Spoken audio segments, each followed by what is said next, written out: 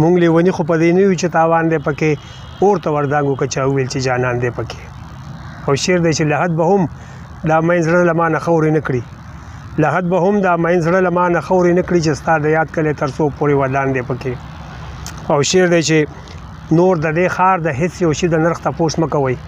نور د دې ښار د هېڅ یو شي د نرخ تپوس مه کوئ یو د انسان د ژوند قیمت دی چې ارزان دی پکې او وړاندې شعر دی چې مونږ په نظر اور لګولې ورته زړونه سیزو